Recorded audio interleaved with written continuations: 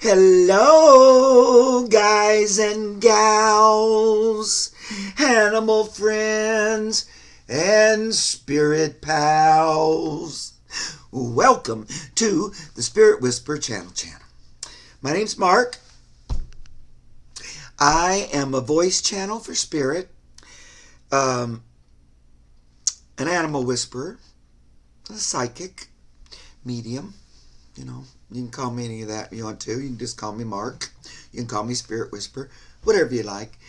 I back in the very early 80s, I prayed to God, the Creator, and I asked if there was some way I could be of service. I had always been clairaudient, not even knowing what that was really, but I could hear spirit speak in my head. And I was wondering if I could figure that out, or if that was, something I could do, or is there some way I could be of service, something like that. So then about, I guess, a little less than a year after that prayer, it was a heartfelt, emotional prayer to Source, I became a voice channel for the Ascended Master Djwhal Khul, Tibetan Master. And things led up to that. There were opportunities that the universe brought my way, and I pursued them, and then one thing led to another, and then, boom, I was channeling Djwhal Khul. And at the same time, I also began to channel the nature spirit Pan, voice channel his energy, and I'd always had a relationship with Master Jesus, and then from time to time, he comes through as well. So I began to do that way back then. I was working as a channel to teach classes and to do readings and workshops and things like that.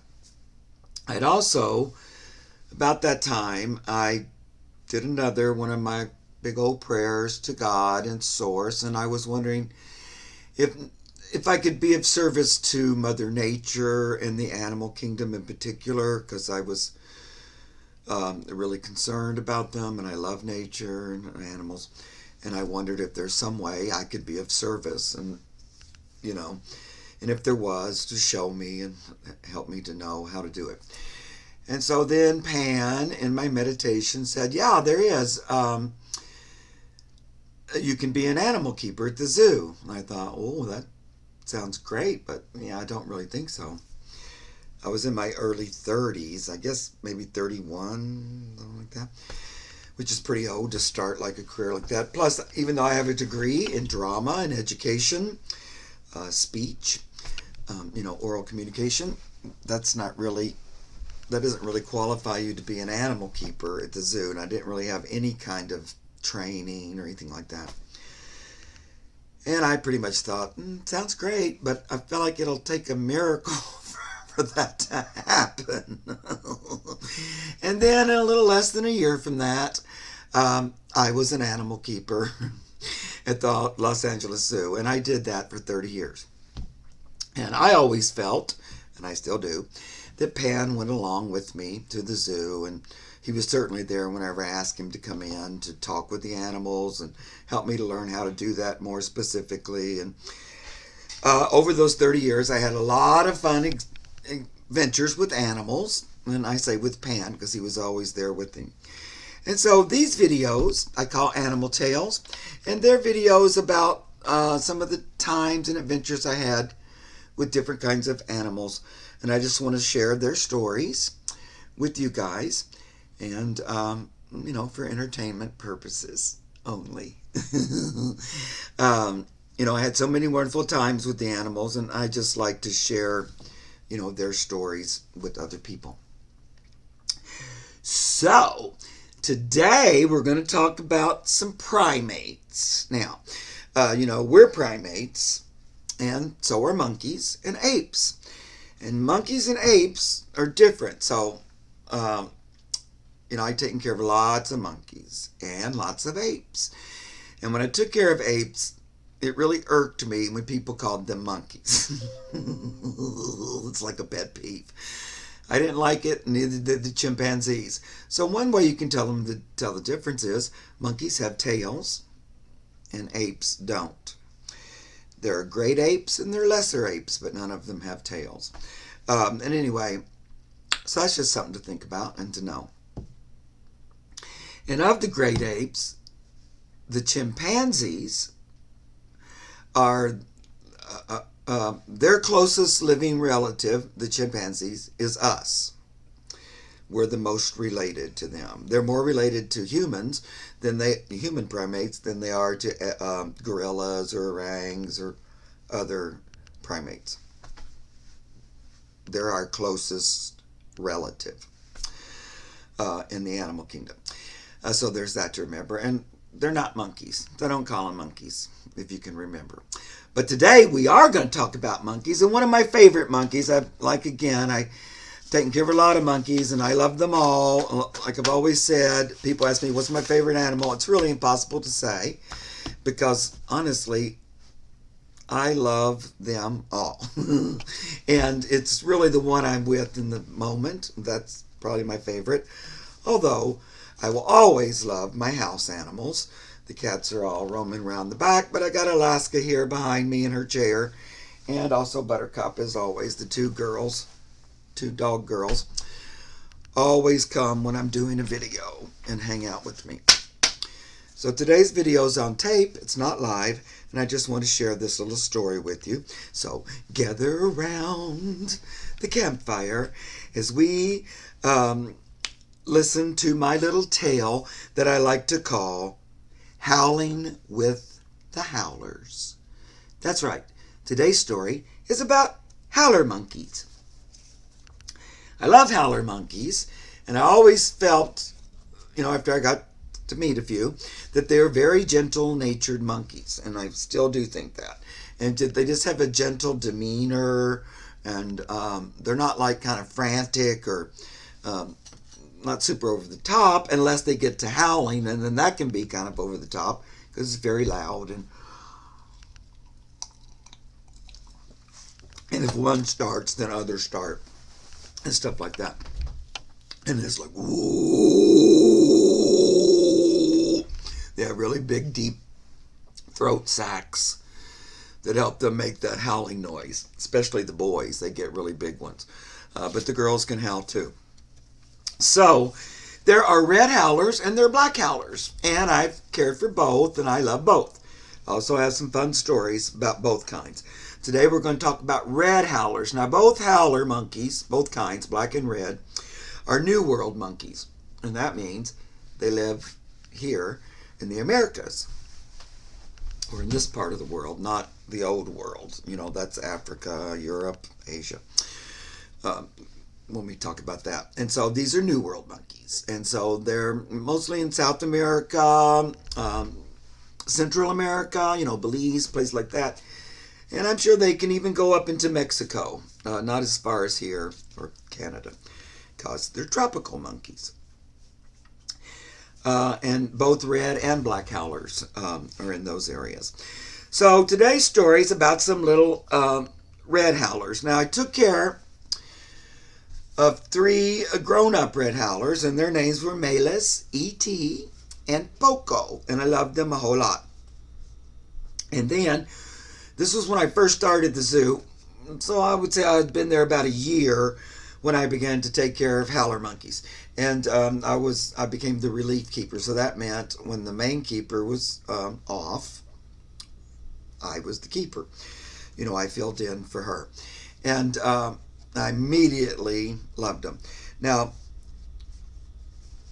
the thing about me at the zoo, and I really attribute a lot of that to my relationship to Pan and his relationship to me, was that the animals just pretty much universally took to me right away, or they just trusted me and liked me, and I didn't really have to do a lot of convincing them that I was trustworthy and stuff like that. So they would take to me right away.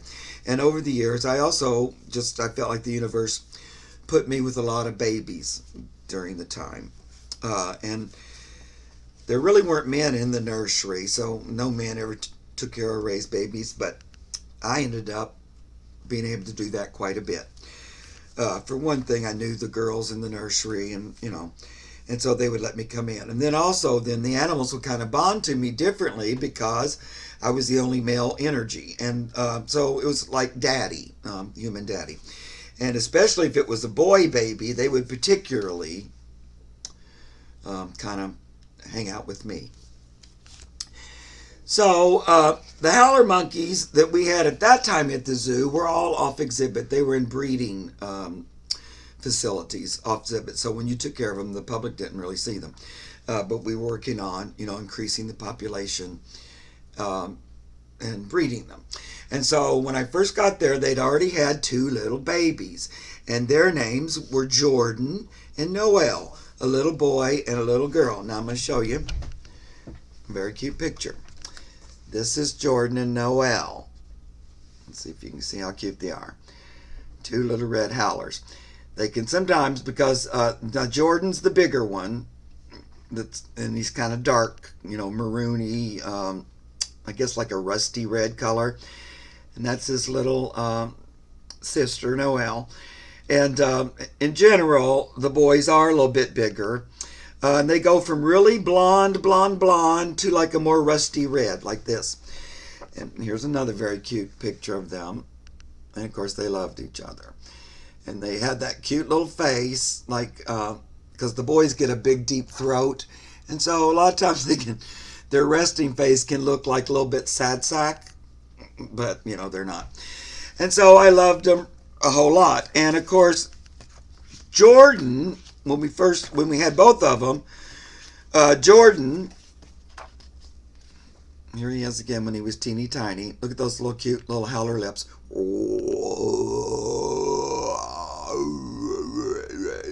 That's the way he would talk. He took to me pretty good. So he is my little buddy boy. Here we are, me and little Jordan. And he was my baby boy. He always wanted me to hold him and stuff, and usually one of the girls would hold Noel, and I would have Jordan.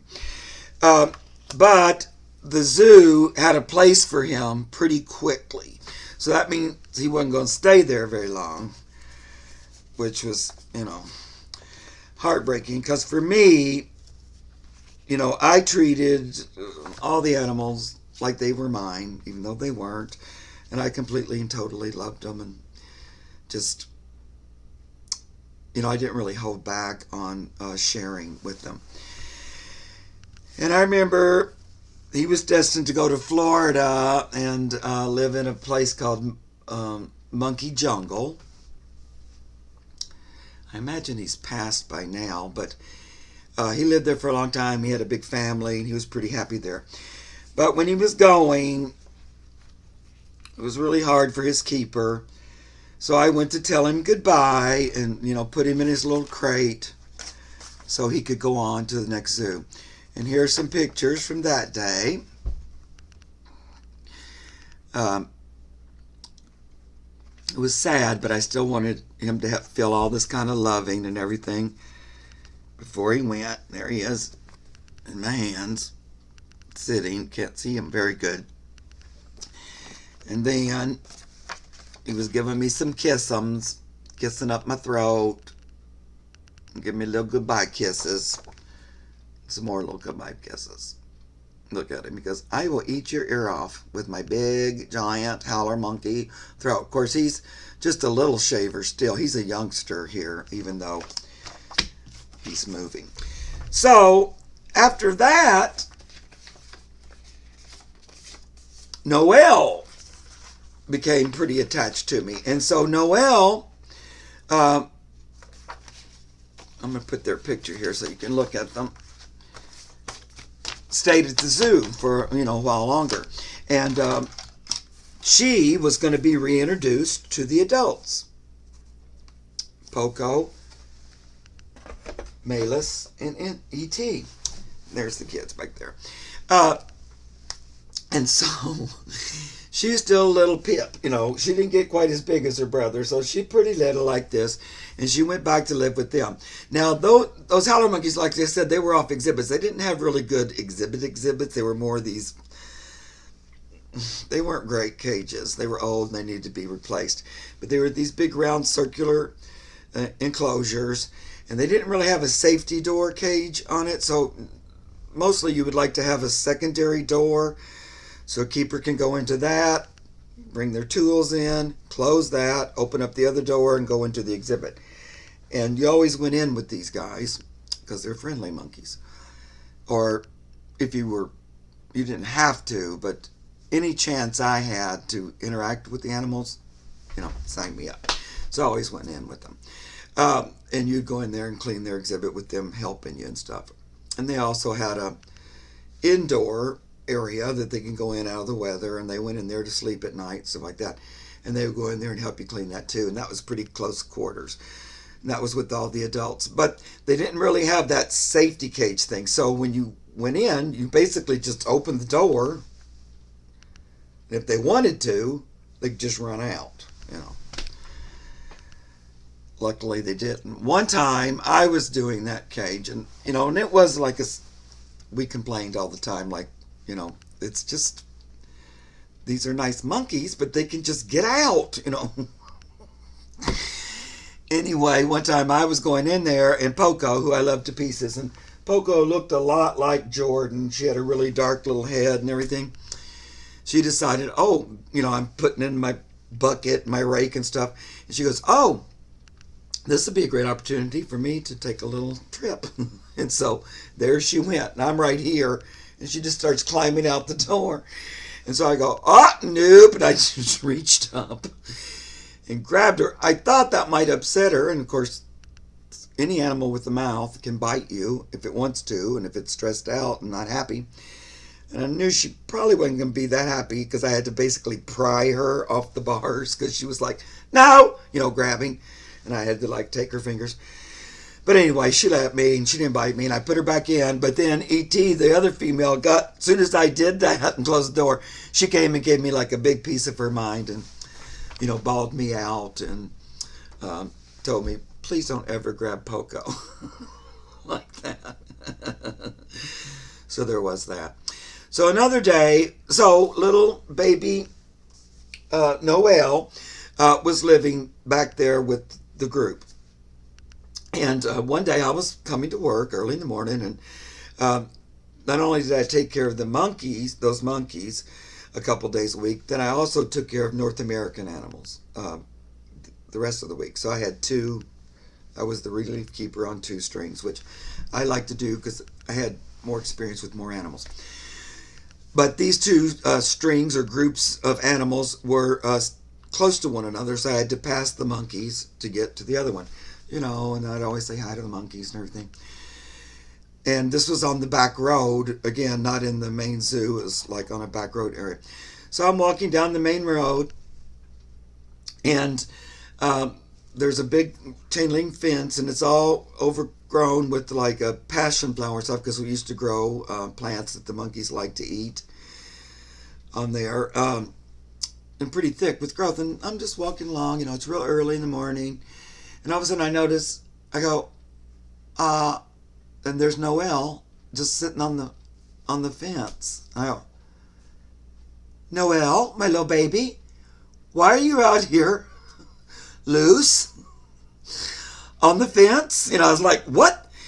And right then I heard the supervisor of the string, because apparently she was taking care of the monkeys that day because it was the day off that the keeper had, and I couldn't do it because I was on the string. And I heard her go, Mark, is that you? And I go, yeah. And she goes, do you think you could get Noelle? And I went, yeah, I think I can. And so I go, baby, come here. And so she just jumped into my arms, Oh, and she was telling me that she had a big adventure. She was out by herself. And luckily, Daddy came along and saved her. And, the supervisor was kind of like, oh, thank God. And, I put her back and everything. And I didn't have to tell on the supervisor that she let the baby monkey go. So then, a little bit later, weeks later or something, this happened again with the supervisor, and the monkey got out again, the baby monkey, Noelle. And this time, she ended up climbing up this really, really tall tree. I mean, super tall.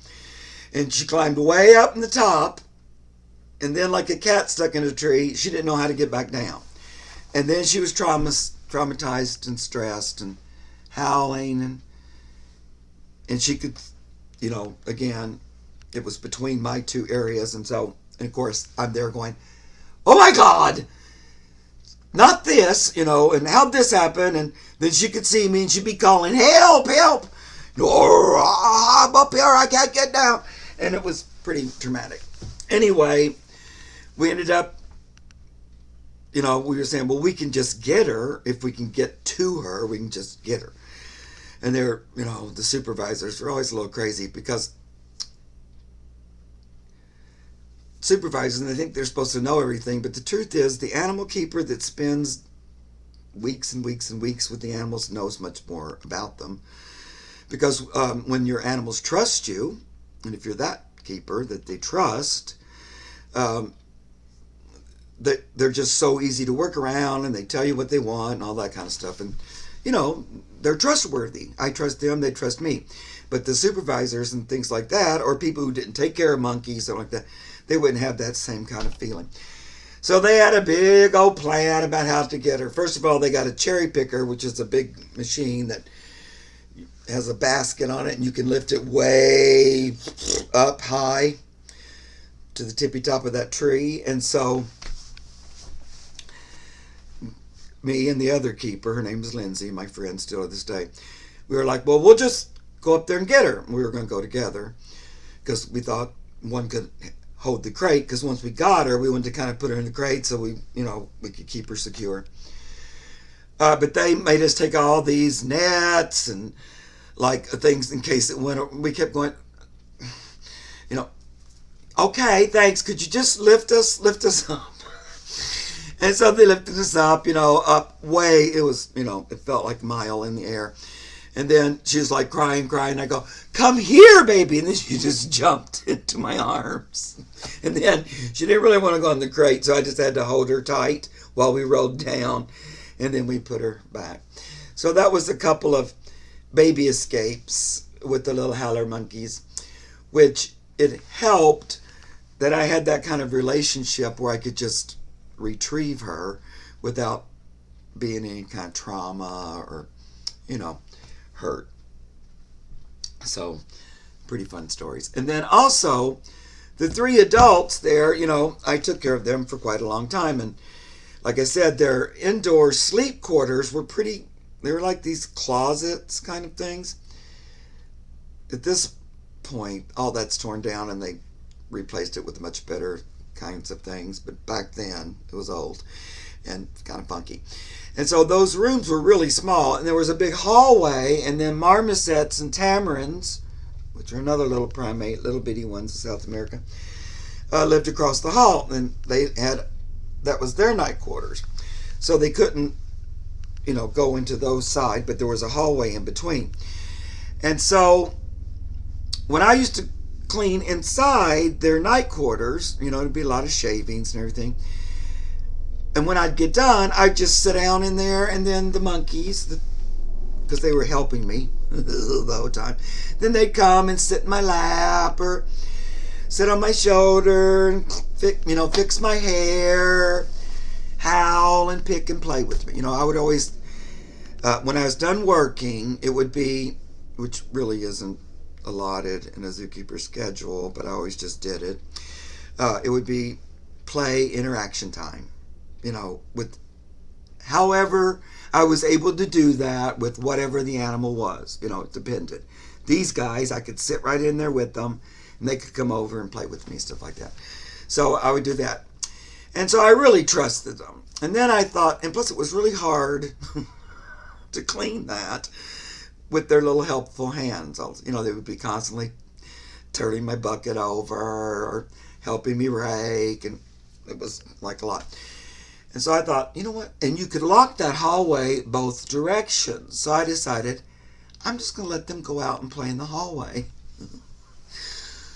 while I'm cleaning. And of course, oh, they loved that because the hallway was like, the forbidden area. So as soon as they thought, oh, Daddy Mark's going to let us go out into the hallway, they were so thrilled and excited. And I'd let them just explore in there, and they would just walk up and down. I'd put buckets so they could sit on it and stuff like that. And then I was able to clean much quicker. And then I would sit in the hallway. And they'd come and sit in my lap in the hallway, do all the same things, but we had a little bit more room. And I remember one day I was just, I told the other keeper that I did that because it wasn't really, probably the supervisors, wouldn't have really wanted me to do that. But I told that to my friend Lindsay, the main kid. I said, and they just have so much fun. They loved it so much. So before I knew it, she was doing it too. So you're right, it's so much fun. And plus it made it easier to clean. But I remember one day I was sitting in there and all the monkeys, or the 3 monkeys, were all like running around in the hallway and playing and everything. And there was a window in both the doors. And then I saw the supervisor peeking in the window and saw me just in there with the monkeys all running wild and free. Luckily, it was that supervisor who let the baby out, and I saved her butt a couple times, so she wasn't really anxious to yell at me or anything. And they couldn't really get past the hallway because it was secured and locked. But I remember going, uh-oh, this isn't probably good. Because I hadn't really told her that this was something we did, And the good thing about the monkeys, too, that as soon as it was done, I would go, okay, it's done. It's time for us to go back in. And so they would just, go right on back in like the very good monkeys that they were. My little sweet, trusting howler monkeys. And then I'll tell you one more little final story about my howlers. So, I took care of them for a while, a couple of years, maybe even a little more than that, and off and on. And a lot of times I would come back and fill in and stuff, but then they moved me to other areas in the zoo. And so, quite a bit later, Poco, my sweet adult howler, was sick, and the vets decided to euthanize her, which you guys who know me and have known me for a while, that's not my favorite thing. And sometimes I'm not convinced it's the best way. It depends on the individual situation. But anyway, I had no say in it. There's nothing I could do. But the main keeper, my friend Lindsay, was distraught and just beyond distraught, and just felt so horrible. But she couldn't really be with her, and she asked me if I would be able to be with Poco when they euthanized her. And so I said, yeah, I will, because, if you've watched other of my videos, I've done that before with quite a few animals when they've crossed, whether they were euthanized or crossed naturally. And plus, I just couldn't imagine Poco going by herself and being scared at the health center and all that. So I just thought, oh, it's not going to be pleasant, but yeah, I'm going to go up there and be with her. And I was taking care of other animals. But I left my area and I went up to the health center. There she was, and the keeper had told the vets I was coming and asked them to wait for me, and so they were waiting. And she was in a little health center cage, and she wasn't feeling great. She was ill and stuff. And so I opened up the door and just kind of laid in there with her. It was up off the ground, so I had to just, at my waist and kind of lay in her. And she came over and laid down by me. And then they came to give her her shot, and she reached out and held my hand. And then when they gave her the shot, she squeezed my hand really tightly, little Poco, and just held it and held it.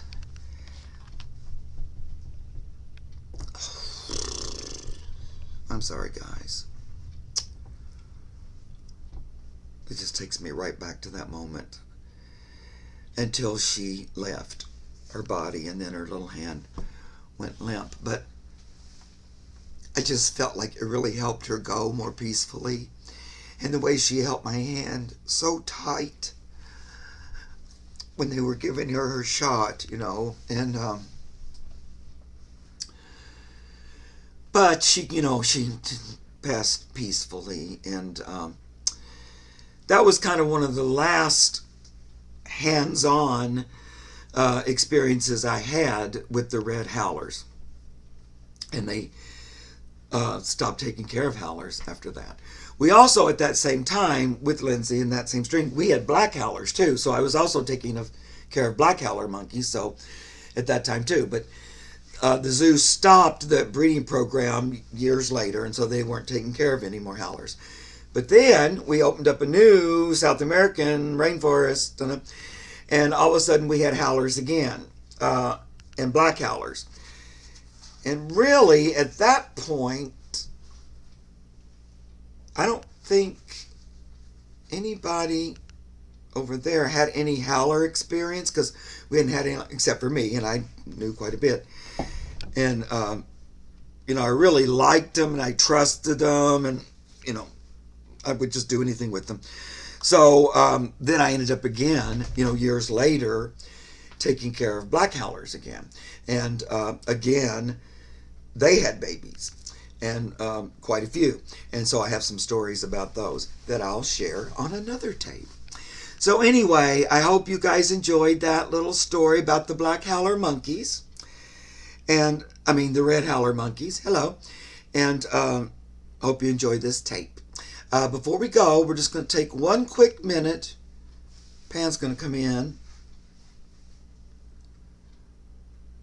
Hello, my friends, all of you who love the earth and love the animals and all Mother Nature's creatures. Just want to take a moment for each of you to imagine yourself sitting by yourself, but your energy body is lit up.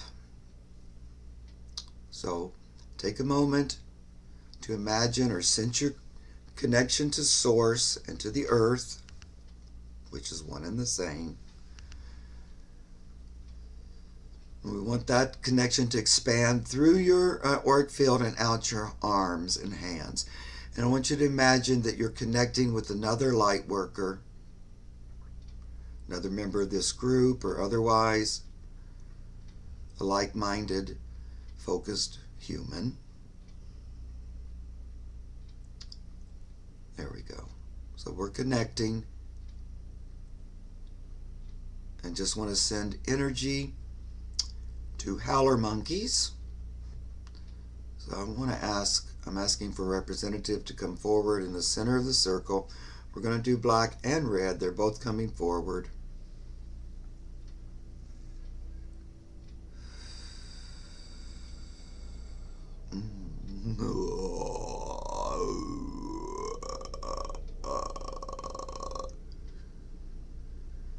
And just sending them pure love right from your heart, your hands, solar plexus, head, throat. Love energy, pure love energy from Source through you to them.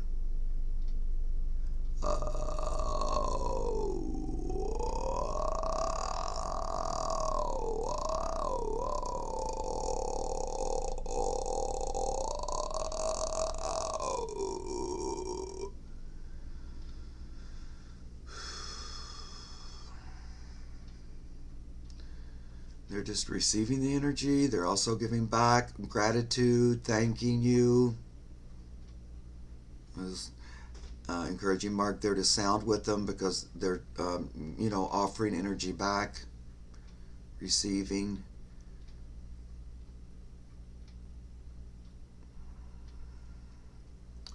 Send them love and appreciation for their part of the experience here on Earth. Sending a blessing to where they live, to them and their families. All right. Good.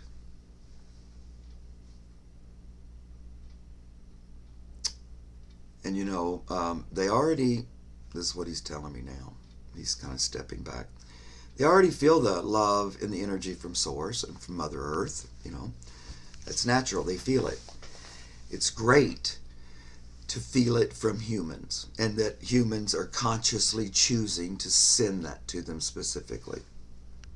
That's a little more unusual these days, and it does make a difference. Okay. All right. Well, it was a little weird them wanting me to do that howling. They always like to throw their head back to. Anyway, that was a lot of fun. I hope you guys enjoyed it, and I'll see you again real soon with something else. Who knows what? Love you.